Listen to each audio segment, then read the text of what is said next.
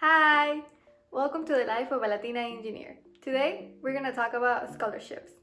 In my own personal experience, I was able to cover more than 50% of my expenses for school. So today, I'm going to tell you about a couple things and how to get started so you can do it too.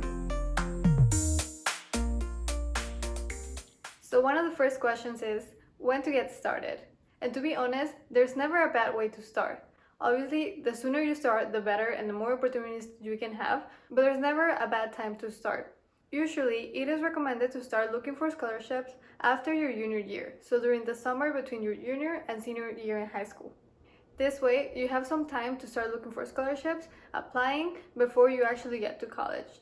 And this way, by the time you graduate high school, you might already have a couple of scholarships waiting for you. However, it is never too early. There are some scholarships that let you start applying and actually obtain them even as young as 15 years old. So never think that you have to wait until you're almost in college or that you're in college. However, every single scholarship has different application deadlines, it has different requirements and different age ranges. So every scholarship is unique. You just gotta find the ones that are right for you depending on whatever school year you are or your age.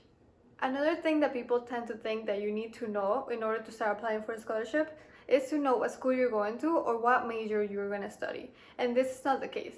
There are a lot of scholarships that don't require you to know what college you're going and you don't need to know what major. Although this helps a lot because it helps you focus on scholarships that are particularly for your school, which in this case will have less applicants. Or another thing is that you can apply to scholarships that are specifically for your majors. One example of mine is I was a female, I was a Latina, and I was in STEM. I was able to get into those scholarships that most of the times didn't have a ton of applicants compared to other big scholarships that apply to every single student in the United States. So if you don't have a specific major or school, you can still apply. But if you do have them, it also helps you apply for scholarships that you might be more likely to be chosen for. However, don't let any of those two things stop you from starting applying to scholarships.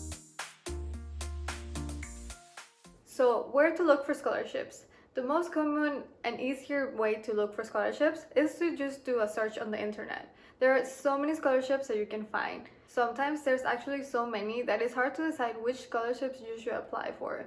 And this is where you can narrow them down based on the requirements. This way, you know that you're applying to something that you're more than likely to finish submitting all the requirements. However, I recommend to stay more local when searching for scholarships.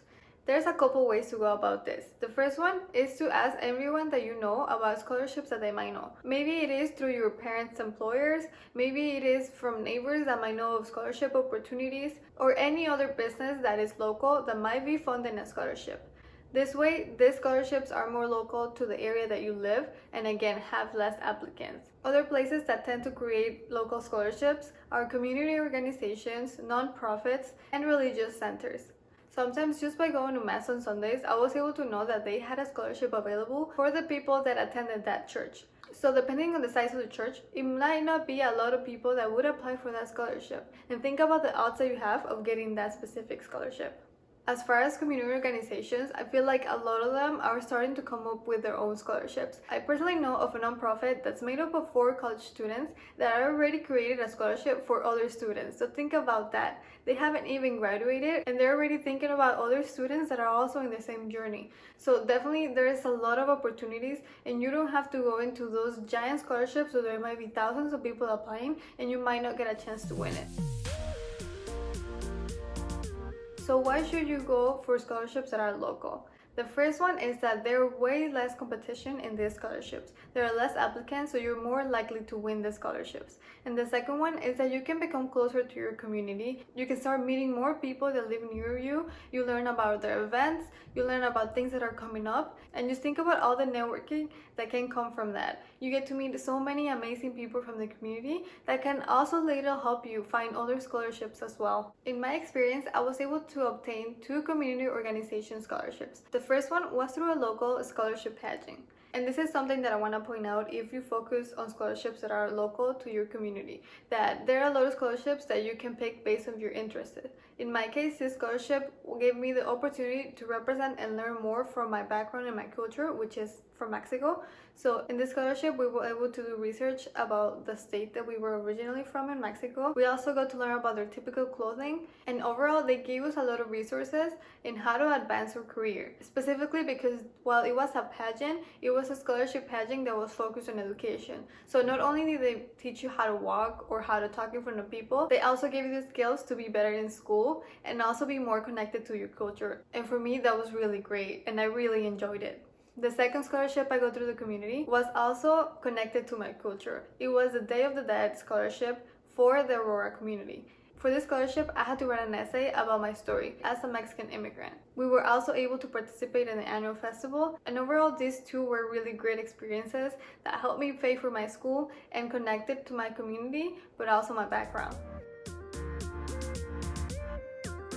Another very important place to look for scholarships is in your schools. Whether you're in high school, in college, or a four-year university, they also have their own scholarships that apply only to the students attending those schools. For example, in my high school, we had a career center where all the internship and scholarships opportunities were listed on a monthly basis. So you were able to stop by once a month and look at the scholarships that were coming up.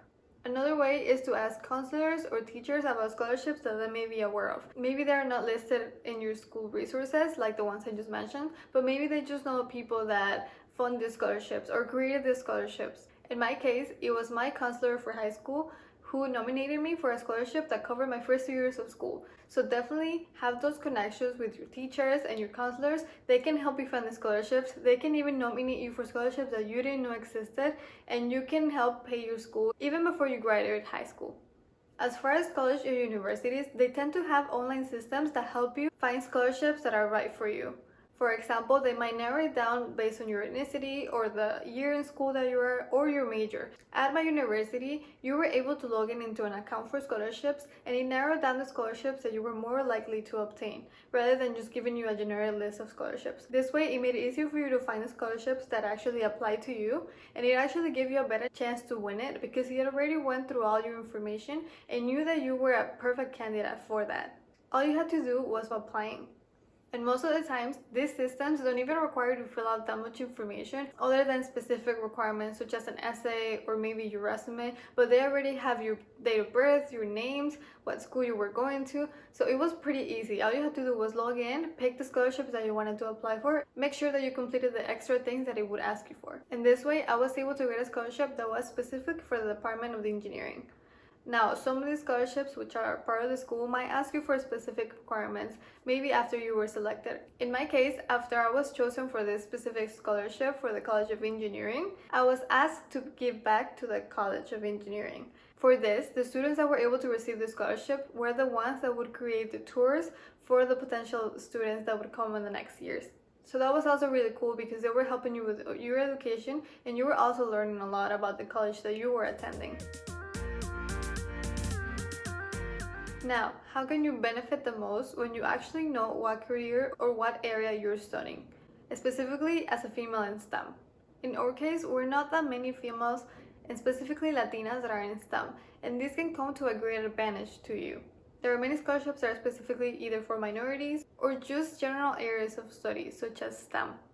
For example, I will apply for scholarships that were specific for Hispanics, or a scholarship that were specific for females in STEM, or another even more narrow scholarship will be a female Latina in STEM. And trust me, there are scholarships for everything. So if I could find scholarships that were specifically for me, you could also find scholarships that are specifically for you. There are new scholarships coming out every single day, and they focus on many different things. And this is why taking the time to find the scholarships and knowing what the requirements are is really important, so that you can find the ones that you're more likely to win and not just apply for generic scholarships that have a lot of people that already applied, and that the chances for you to win is 1 in maybe 10,000. So when finding scholarships, always think of the things that can help you stand out of the crowd from the people that are applying. But most importantly, have fun. There are a lot of scholarships that require so many different things, such as maybe doing community service or collecting recycling items, scholarship pageant.